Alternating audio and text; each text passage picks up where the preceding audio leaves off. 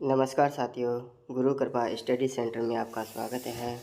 आज के इस वीडियो में हम राजनीतिक दल के आर्थिक परिभाषा, उसके महत्वपूर्ण कार्य तथा दबाव समूह से इसमें किस प्रकार का अंतर है, उससे संबंधित जानकारी प्राप्त करेंगे। वीडियो शुरू करने से पहले इस वीडियो को अंत तक ज़रूर देखना और साथ ही साथ इसको ज़्यादा से ज़्यादा शेयर करना ताकि सभी लोगों को इसका फ़ायदा हो सके और चैनल को सब्सक्राइब करना न भूलें। तो चलते हैं आज के इस वीडियो में। टॉपिक पॉलिटिकल पार्टी अर्थात राजनीतिक दल। देखो दोस्तों, आज वर्तमान समय में जो वृहत राज्यों की जनसंख्या और क्षेत्र की विशालता के कारण विश्व के लगभग राज्यों में प्रतिनिध्यात्मक अर्थात अप्रत्यक्ष प्रजातंत्रीय शासन व्यवस्था ही विद्यमान है, जिसमें जनता अपने प्रतिनिधियों के निर्वाचन और प्रतिनिधियों द्वारा शासन व्यवस्था में संचालन की संपूर्ण प्रक्रिया को पूर्ण करने का कार्य राजनीतिक दलों के माध्यम से ही करती है। राजनीतिक दल लोकमत के निर्माण में तथा उसकी अभिव्यक्ति के सर्वाधिक महत्वपूर्ण साधन होते हैं और प्रजातंत्रीय शासन व्यवस्था के अंतर्गत केवल शासक दल का ही नहीं वरन विरोधी दल का भी महत्व होता है। अर्थात आज वर्तमान में लोकतंत्रीय शासन व्यवस्था है, उसमें केवल शासक दल का ही महत्व नहीं होता है बल्कि विरोधी दल का महत्व भी होता है और यह विरोधी दल शासन करने वाले राजनीतिक दलों को मर्यादित और नियंत्रित रखने का कार्य करता है। तो ये थी इसकी महत्वपूर्ण इसकी जो भूमिका है कि वर्तमान में लोकतंत्रीय शासन व्यवस्था में राजनीतिक दल की भूमिका किस प्रकार से होती है। अब हम बात करते हैं कि इसका अर्थ क्या होता है। अर्थ इसका जो है क्वेश्चन ये पूछ लिया जाता है कि राजनीतिक दल का अर्थ क्या है, तो और उसकी परिभाषा बताइए और आज वर्तमान में लोकतंत्रीय शासन व्यवस्था में राजनीतिक दल की क्या भूमिका होती है तथा इसके महत्वपूर्ण कार्य क्या क्या होते हैं, इस टाइप के क्वेश्चन पूछे जाते हैं। तो अर्थ की हम चर्चा करते हैं कि राजनीतिक दल का आशय लोगों के ऐसे संगठित समूह से है जो सार्वजनिक प्रश्नों के विषय में समान विचार रखते हैं तथा राजनीतिक इकाई के रूप में कार्य करते हुए अपनी परिकल्पित नीति को विस्तार देने के लिए शासन तंत्र को प्रभावित करते हैं। तो यह है राजनीतिक दल का अर्थ। राजनीतिक दल की परिभाषा के संबंध में विभिन्न विद्वानों ने अपने अपने मत व्यक्त किए हैं। तो उनमें से जैसे मैकाइवर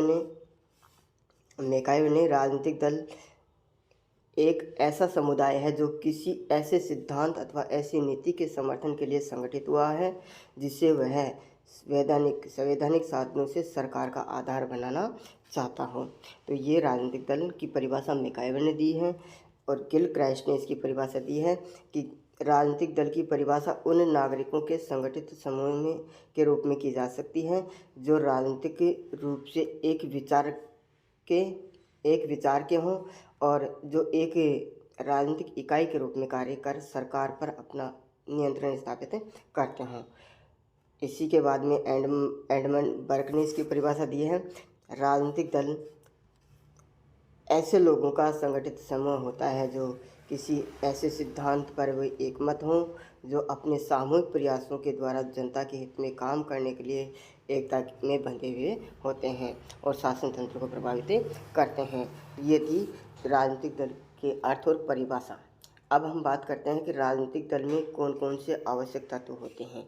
राजनीतिक दल में कौन कौन से आवश्यक तत्व होते हैं अर्थात ऐसे कौन कौन से तत्व होते हैं जिसकी वजह से राजनीतिक दल बनता है। तो उसमें सबसे पहला जो होता है वो बताया गया है संगठन का।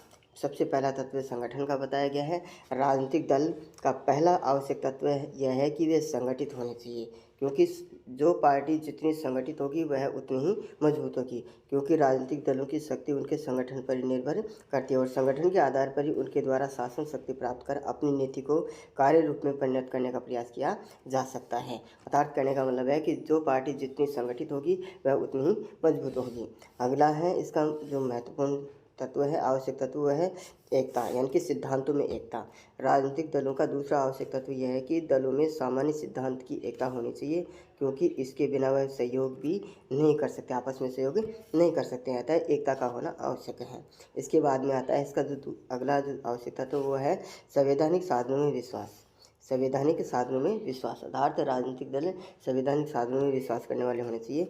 तो राजनीतिक दलों का तीसरा आवश्यक तत्व यह है कि इनको अपनी नीति या विचारों को कार्य रूप में परिणत करने के लिए संवैधानिक साधनों में विश्वास करना चाहिए, क्योंकि असंवैधानिक साधनों में विश्वास रखने वाले संगठनों को राजनीतिक दल नहीं कहा जा सकता। तो संवैधानिक साधनों में विश्वास करना जरूरी है। अगला है कि शासन पर प्रभुत्व की इच्छा, यानी कि शासन प्राप्त करने की इच्छा। तो राजनीतिक दल का एक तत्व यह भी होता है कि उनका उद्देश्य शासन पर प्रभुत्व स्थापित कर अपने विचारों और नीतियों को कार्य रूप में परिणत करना होता है। यदि कोई संगठन शासन के बाहर रहकर कार्य करता है तो उसे राजनीतिक दल नहीं कहा जा सकता। तो ये थे शासन प्रभुत्व की इच्छा का आवश्यक तत्व। अब अगला है राष्ट्रीय हित। राष्ट्रीय हित यानी कि देश का हित है। राजनीतिक दलों का अगला आवश्यक तत्व है राष्ट्रीय हित अर्थात देश का हित है। राजनीतिक दल के लिए यह आवश्यक है कि उनके द्वारा किसी विशेष जाति, धर्म, वंश के हित को ध्यान में न रखकर संपूर्ण राज्य के हित को ध्यान में रख कर के ही कार्य किया जाना चाहिए। तो दोस्तों ये थे राजनीतिक दलों के आवश्यक तत्व। अब हम बात करते हैं कि प्रजातंत्र में राजनीतिक दलों के कार्य एवं भूमिका। अर्थात आज आधुनिक समय में लोकतंत्र में राजनीतिक दलों की क्या भूमिका होती है और उनके मुख्य कार्य क्या होते हैं। तो उनके मुख्य कार्यों के लिए ये निम्नलिखित बिंदुओं के आधार पर हम इसको समझ सकते हैं कि इनका जो राजनीति यानी कि प्रजातंत्र में लोकतंत्र के जो महत्वपूर्ण कार्य होते हैं उनका सबसे पहला कार्य होता है लोकमत का निर्माण करना। पहला कार्य लोकमत का निर्माण करना होता है। राजनीतिक दलों का पहला प्रमुख कार्य लोकमत का निर्माण करना है। दलों के द्वारा वर्तमान समय में पाई जाने वाली सार्वजनिक समस्याओं को अपने व्याख्यानों, अपने लेखों, पत्र पत्रिकाओं तथा पुस्तकों में प्रकाशन आदि के द्वारा जनता को समझाकर अपनी ओर आकर्षित करते हैं और जनता इन समस्याओं को भली प्रकार समझ कर अपना निर्णय देती है, जिससे लोकमत का निर्माण होता है। अर्थात लोगों का रुझान एक पार्टी के पक्ष की ओर होता है। ये था पहला कार्य। दूसरा कार्य है कि चुनाव का संचालन करना। दूसरा कार्य इसका है चुनाव का संचालन करना।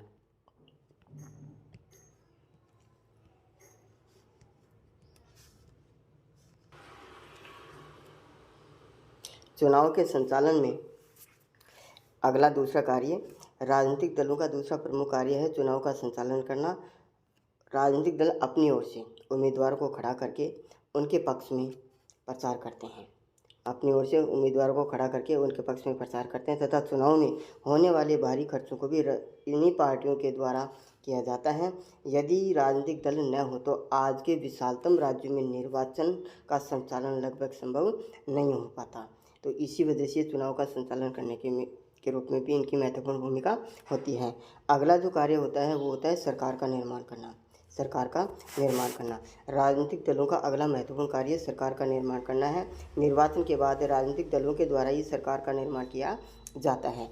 अध्यक्षात्मक शासन व्यवस्था में शासन व्यवस्था दो होती हैं, एक अध्यक्षात्मक और एक संसदीय शासन व्यवस्था। तो अध्यक्षात्मक शासन व्यवस्था में राष्ट्रपति अपने विचारों से सहमत व्यक्तियों की मंत्रिपरिषद का निर्माण कर शासन का संचालन करता है।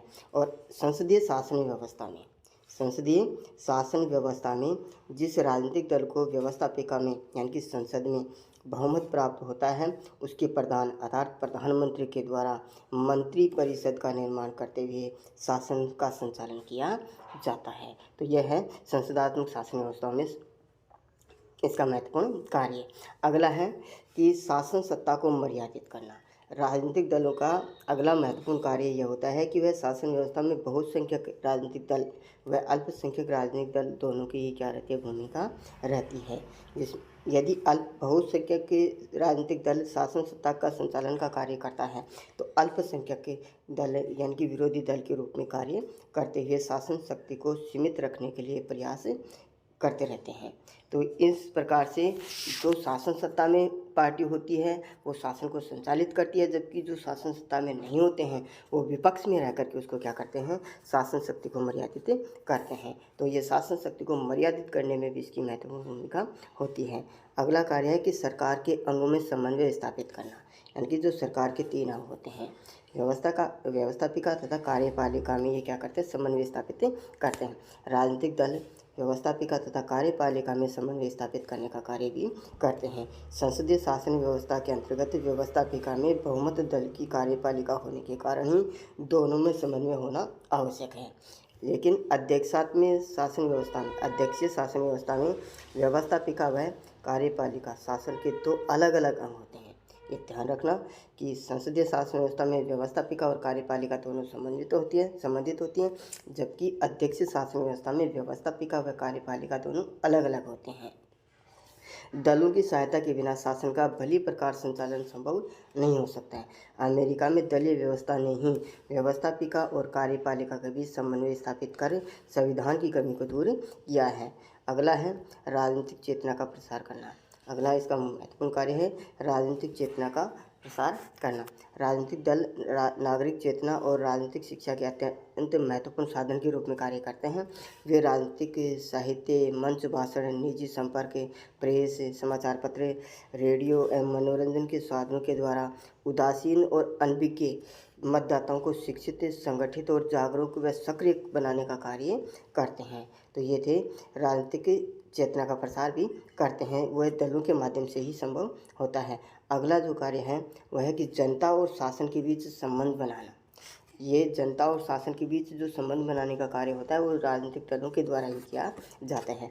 राजनीतिक दलों का मुख्य कार्य है जनता और शासन के मध्य संबंध बनाने का है। प्रजातंत्र में जिस राजनीतिक दल के हाथ में शासन शक्ति होती है उसके सदस्य जनता के मध्य सरकारी नीतियों का प्रचार करते हैं तथा जनमत को अपने पक्ष में रखने का प्रयास करते हैं। और विरोधी दल शासन के दोषों की ओर जनता का ध्यान आकर्षित करते हैं। इसके अलावा ये सभी दल जनता की कठिनाइयों एवं शिकायतों को शासन के विविध अधिकारियों तक पहुंचाकर उन्हें दूर करने का प्रयास भी करते हैं। इसी प्रकार राजनीतिक दलों के द्वारा शासन व्यवस्था से संबंधित सभी प्रकार के कार्य किए जाते हैं। अब हम बढ़ते हैं आगे कि राजनीतिक दल व दबाव समूह में क्या अंतर होता है। राजनीतिक दल व दबाव समूह में क्या अंतर होता है। दोस्तों, राजनीतिक दल संवैधानिक रूप से कार्य करते हैं, संवैधानिक साधनों में विश्वास करते हैं, जबकि जो दबाव समूह होते हैं वो अपने स्वयं के हित के लिए क्या करते हैं, शासन संस्था को प्रभावित करते हैं। तो चलते हैं, राजनीतिक दल और दबाव समूह दोनों में ही सामान्यतः संवैधानिक तत्व है, जो संविधान और शासन द्वारा स्थापित विभिन्न संस्थाओं के प्रेरक तत्व के रूप में कार्य करते हैं। दोनों ही राजनीतिक प्रक्रिया के मजबूत अंग होते हैं और जो शासन की नीतियों को प्रभावित करने की चेष्टा करते हैं। दोनों में कुछ बातों में समानता पाई जाती है, जैसे एकता का होना आवश्यक है, ठीक है ना। और दूसरा है लेकिन इनमें अंतर भी पाया जाता है, जिसका इस प्रकार से वर्णन है। इन निम्न बिंदु के माध्यम से अंतर स्पष्ट कर सकते हैं। तो हम चलते हैं, इसका पहला अंतर है कि शासन सत्ता के प्रसंग में अंतर। राजनीतिक दलों का प्रमुख उद्देश्य शासन सत्ता प्राप्त करने का होता है, लेकिन दबाव समूह शासन सत्ता प्राप्त करने का प्रयास नहीं करते हैं। सीधी सी बात है कि राजनीतिक दलों का जो मुख्य उद्देश्य होता है वो शासन सत्ता को प्राप्त करने का होता है, जबकि दबाव समूह को शासन सत्ता प्राप्त करने का कोई उद्देश्य नहीं होता है। अगला है उद्देश्य संबंधी अंतर।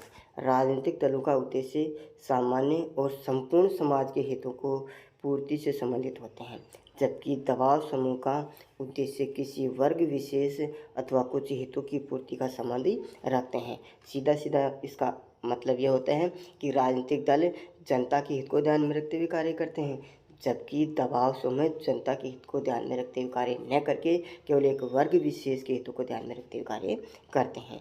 अगला है कार्य क्षेत्र संबंधी अंतर। अगला इसका है कार्य क्षेत्र संबंधी अंतर। राजनीतिक दलों का कार्य क्षेत्र बहुरूपी और विस्तृत होता है, जबकि दबाव समूह का कार्य क्षेत्र संकीर्ण होता है, विशिष्ट या संकीर्ण होता है। तो ये कार्य क्षेत्र संबंधी अंतर हो गया। मतलब है कि राजनीतिक दलों का क्षेत्र बड़ा होता है और दबाव समूह का क्षेत्र छोटा होता है, संकीर्ण होता है। अगला है संगठन संबंधी अंतर। राजनीतिक दल मुख्यतः औपचारिक रूप से संगठित होते हैं, जबकि दबाव समूह औपचारिक रूप से संगठित और असंगठित दोनों ही हो सकते हैं। तो ये हो गए संगठन के संबंध में अंतर। अब आता है साधन संबंधी अंतर। साधन संबंधी अंतर। राजनीतिक दल अपने लक्ष्य की प्राप्ति के लिए केवल संवैधानिक साधनों का प्रयोग करते हैं, जबकि दबाव समूह संवैधानिक और असंवैधानिक दोनों साधनों का प्रयोग कर सकते हैं। नेक्स्ट इसका जो अंतर आता है वो है निर्वाचन संबंधी अंतर। निर्वाचन संबंधी अंतर।